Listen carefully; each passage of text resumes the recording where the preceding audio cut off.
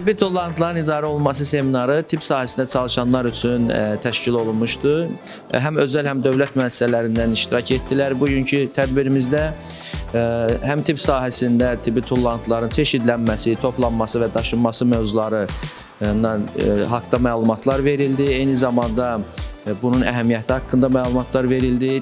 Bu mövzu bildiyiniz kimi həm insan sağlamlığına, həm ekologiyanın qorunması üçün vacibdir. Növbəti seminarlarımızda iştirak etmək üçün olanda sizləri dəvət edirik. Növbəti seminarlarda da iştirak edə bilərsiniz.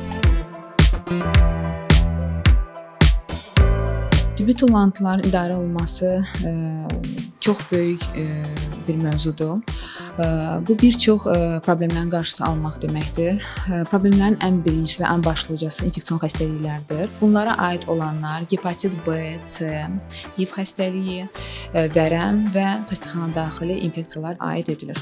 Həmin infeksion xəstəliklərin qarşısı almaq üçün onların vaxtında toplanması, çeşidlənməsi, zərərsizləşməsi çox böyük əhəmiyyət kəsb edir ki, bu da bir çox infeksion xəstəliklərin qarşısını almış olur.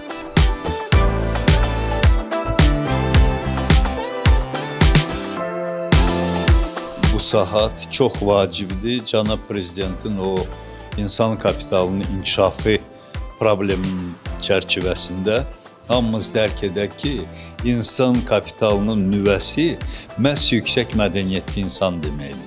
Yəni biliyi, bacarığı, mütəşəkkilliyi, mənəviyyatı və yaradıcı fəaliyyəti yüksək səviyyədə inkişaf etmiş insanları biz gərək istehsal edək. Azərbaycanda.